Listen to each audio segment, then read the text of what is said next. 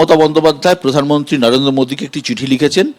চিঠিতে তিনি বলেছেন দেশে এই ধরনের অপরাধের সংখ্যা খুব বেড়ে যাচ্ছে, প্রতিদিন প্রায় 90 জনের মতো কেস আসছে।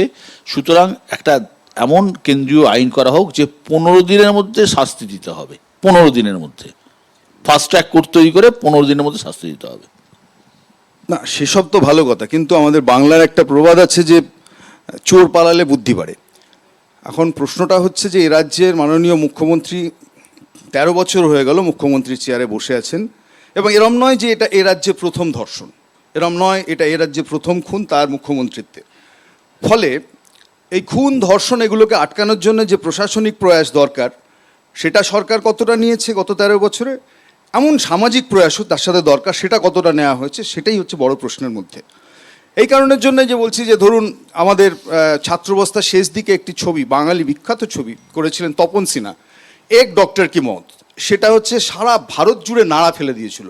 তখন আমরা কেউ বুঝিনি যে প্রায় 34 বছর বাদে এক ডক্টর কি মত আবার ভারতবর্ষ জুড়ে এই সাড়া ফেলে দিতে পারে। এবং সেই অর্থে বাংলা, পশ্চিমবঙ্গ, আমাদের রাজ্য, আমার রাজ্য যে নেগেটিভ পাবলিসিটিটা পেল, দুটো বিষয় পেল, একটা হচ্ছে ল অ্যান্ড অর্ডার, আর একটা হলো যে হেলথ সিস্টেম। ফলে দুটোই ইনফ্যাক্ট কার্যত আমাদের মাননীয় মুখ্যমন্ত্রী সেটা দেখছেন। ফলে তার 1 ডজন দপ্তর আছে। আমি জানি না যে কেন আমাদের রাজ্য এখনো পর্যন্ত একটা ফুল টাইম হেলথ মিনিস্টার পাবে না, এটা হচ্ছে বড় প্রশ্ন যে গত 13 বছরে পাননি। ফলে যে এই খুন হত্যা যাই বলুন না কেন, ফলে তাতে একজন স্বাস্থ্যমন্ত্রী পূর্ণ সময়ের বা একজন স্বরাষ্ট্রমন্ত্রী তার কি ভূমিকা হবে সেটাই তো অ্যাসেসড হবে। ফলে প্রশ্নটা হচ্ছে যে এখানে ইম্পর্টেন্ট যে দেখুন যে এই খুনটা হয়ে যাওয়ার পর আপনি তো অনুষ্ঠান শুরু করলেন এটা যে খুন না ধর্ষণ, আসলে এই মোশন তো ছিলই না, মোশনটা ছিল এটা একটা আত্মহত্যা। অর্থাৎ যেদিন এই ছাত্রীটি সে হচ্ছে মারা যায়, হাসপাতাল কর্তৃপক্ষের তরফ থেকে যে ভার্সনটা দেওয়া হয়েছিল অথবা পুলিশের থেকে, কারণ এখনো পর্যন্ত সেটা বোঝা যাচ্ছে না যে এই ভার্সনটা কার ছিল, যে আসলে এটা হত্যা নয়, এটা একটা আত্মহত্যা। ফলে এই যে আত্মহত্যার তথ্য থেকে হত্যার তথ্যে আসতে যে কটা দিন গেল, এই কটা দিনের মধ্যেই আমি বলবো সত্যজিৎবাবু যে ক্লুটা দিচ্ছিলেন যে আমাদের তদন্তের যে সূত্রগুলো, সেই সূত্রগুলো লোপাট হলো। 14ই আগস্ট মধ্যরাত্রে 12টায় যে ভাঙচুর হলো পুলিশের চোখের সামনে দাঁড়িয়ে, তদন্ত লোপাট হয়নি, তদন্তের সূত্র লোপাট হয়নি। সেমিনার রুম যেখানে খুন হলো সেখানে যেভাবে ভাঙচুর করা হলো পরের দিন সংস্কারের নাম করে, যতটুকু তথ্য প্রমাণ পাওয়া যেত সেটা যায়নি। তাহলে কার দেখার কথা ছিল? বিশ্ব দেখার কথা ছিল আমাদের পুলিশ। কারণ তদন্ত যদি না এগোয় তাহলে একদিনের জন্য ওই যে উই ওয়ান্ট জাস্টিস বলে যারা চলছেন, এই জাস্টিস হবে না, জাস্টিস ডিলেড এবং জাস্টিস ডিনাইড হবে যদি তদন্ত এবং পুলিশ এগোতে না পারে, যেভাবে কামদুনিতে হয়েছে। আমি অভ্রর কাছে আসবো। অভ্র, একটা সময় বলা হচ্ছিল যে কলকাতা পুলিশ কিছু করছে না, যে অভিযোগটা পার্থ দাও শুরু করলেন। সিবিআই তো তদন্তভার অনেক দিন নিয়েছে, সিবিআই তো একই জায়গায় ঘুরে বেড়াচ্ছে। আমি কয়েকটা পার্টিনেন্ট প্রশ্ন করতে চাই আজকে এই প্ল্যাটফর্ম থেকে। দেখুন, মাননীয় সুপ্রিম কোর্ট বলে দিয়েছে যে পুলিশ অকর্মণ্য, পুলিশ অপদার্থ, কিন্তু সেটা এরমভাবে মেনে না নিয়ে একদম স্পেসিফিক কিছু প্রশ্ন করে বলতে চাই। প্রথমত, ক্রাইম সিন নাকি অল্টার্ড হয়েছে, এটা কিন্তু সুপ্রিম কোর্টে অভিযোগ করেছে সিবিআইয়ের কাউন্সিল। ক্রাইম সিন অল্টারেশন বলতে কিছু জিনিস এদিক ওদিক হয়েছে বা পুরো হয়তো সিনটাকেই চেঞ্জ করে দেওয়া হয়েছে। প্রশ্ন আসছে ফরেন্সিক সায়েন্সের, যেটা পূর্ববর্তী বক্তা একজন বলেছেন, ডক্টর মিত্র, হ্যাঁ উনি বলেছেন। এবার দেখুন, এসওপি যখন আসছে, যখন এই ধরনের একটা ক্রাইম আইডেন্টিফাইড হবে, তখন ওই হাসপাতালের প্রিন্সিপালের কিন্তু এটা দায়িত্ব ছিল যাতে ইমিডিয়েট সেমিনার কক্ষটাকে বন্ধ করে দেওয়া হয় যতক্ষণ না পুলিশ আসছে। কিন্তু তার জায়গায় আমরা কি দেখলাম, জায়গায় জায়গায় ভাইরাল হয়ে গেল ওই সেমিনার হলের ছবি এবং ভিডিও, মানে একাধিক লোকজনকে কিন্তু ওখানে ঢুকতে দেওয়া হলো।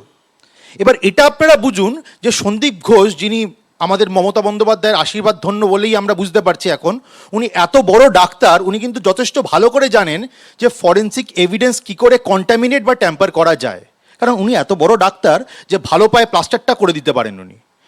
এইখান থেকে আমাদের পুলিশ, এত সুন্দর পুলিশ, স্কটল্যান্ড ইয়ার্ডের সঙ্গে তুলনা করা হয়, এত নিচে খুদে কত প্রেস কনফারেন্স করা হলো সিপির তরফ থেকে, কিন্তু সিপি কিন্তু প্রয়োজন মনে করেননি এই সন্দীপ ঘোষকে একবারও ডেকে এই বিষয়ে প্রশ্ন করবেন। মানে একদম রুট থেকেই কিন্তু ফরেন্সিক এভিডেন্স কন্টামিনেট এবং ট্যাম্পার্ড হয়েছে, এবং সেটা ডক্টর সন্দীপ ঘোষের তত্ত্বাবধানে হয়েছে, পরিষ্কার। এরপরে আমি আর কয়েকটা কথা বলতে চাই। এএনআইতে ডক্টর সন্দীপ ঘোষ এই ঘটনাটা সামনে আসার পর একটা ইন্টারভিউ দিয়েছিলেন এবং আপনারাও সম্ভবত সেটা সম্প্রসারণ করেছেন। উনি সেই দিন বলেছিলেন সকালবেলা যে ডক্টর সন্দীপ ঘোষ এমন মহান ব্যক্তি, উনি আপ্রাণ চেষ্টা করেছিলেন নির্যাতিতার প্রাণ বাঁচানোর, কিন্তু নির্যাতিতার ডেথটা নাকি আনঅ্যাভয়েডেবল ছিল। এটা ওনার statement, it is on record. এটা যদি উনি সত্যি কথা বলে থাকেন তাহলে কি আমি ধরে নেব যে উনি প্লেস অফ অকারেন্সে সেই সময় প্রেজেন্ট ছিলেন বা উনি জানতেন? এই গেল এক। এটা তো সিবিআই এর বিষয়, নিশ্চয়ই সিবিআই দেখবে। আমি আসছি এটা তো সিবিআই এর বিষয়, সিবিআই এর হাতে তদন্ত আছে, সিবিআই দেখবে। আর 10 সেকেন্ড পাওয়া যাবে কি বুঝছো? 10 সেকেন্ড আমি একটা পয়েন্ট জাস্ট বলে দিই। প্লেস অফ অকারেন্স নিয়ে একটা প্রশ্ন এলো, একটা মৌলিক প্রশ্ন কিন্তু আসে যে ডক্টর সন্দীপ ঘোষ নিজে বলেছেন যে ছাত্রদের দাবি অনুযায়ী পাশে ওয়াশরুম তৈরি করার জন্য জায়গাটা উনি ভেঙে দিয়েছেন। এই গেল এক। আপনি এটাও একটু দেখান যে আমাদের রাজ্যের সম্মানীয় পিডব্লিউডি মিনিস্টার একটা ধর্ণা মঞ্চ থেকে বলেছেন যে ওই জায়গাটা নাকি আগে থেকে ভাঙা হচ্ছিল।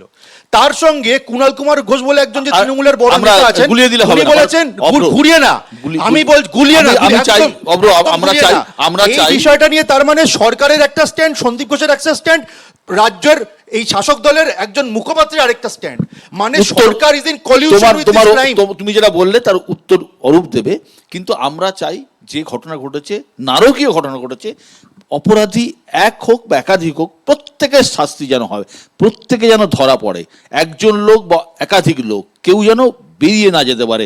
আমরা চাই এই এই সেই প্রশ্নের উত্তর আমরা তো খুঁজে বেড়াচ্ছি, সবাই খুঁজছে, আশা করি আপনারাও খুঁজছেন, কিন্তু তুমি যে প্রশ্নগুলো তুললে অভ্র, অরূপ উত্তর দেবে। বিশ্বদা, সত্যি কথাই শুভ সন্ধ্যা বলা যাচ্ছে না, কারণ সন্ধ্যাটা সত্যি শুভ হচ্ছে না।